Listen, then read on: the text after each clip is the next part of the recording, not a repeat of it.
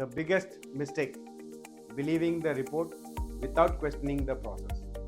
That is how lines stop and weekends vanish, and your name lands on the escalation email. Would you like to learn how to read beyond a perfect inspection report and predict if a supplier will run stable parts next month and not just today? Hi, I am Rahul Agarwal from Precitech Forgings and Engineering Private Limited, and today I will tell you how to use 4P framework to evaluate a supplier. If you source forgings or machined parts from India, you know the risk. PPAPs look clean, capability looks fine, but distance and time zones turn small misses into slow and expensive recoveries. Here is the truth. Don't buy documents. Instead, buy processes.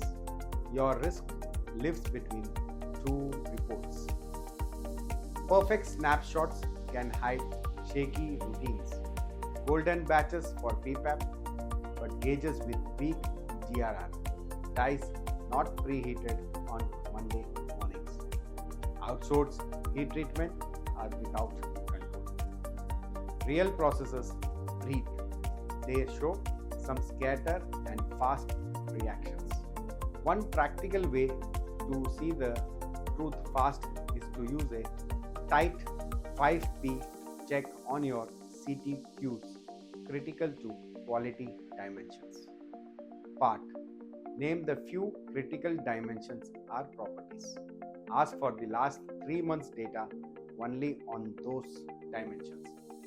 Second P is process. Walk the flow and ask, what fails here? What is your first reaction?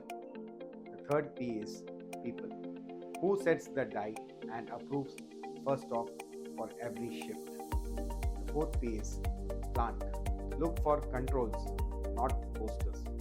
Die preheat records, induction interlocks, tool life and coolant logs, gauge calibration.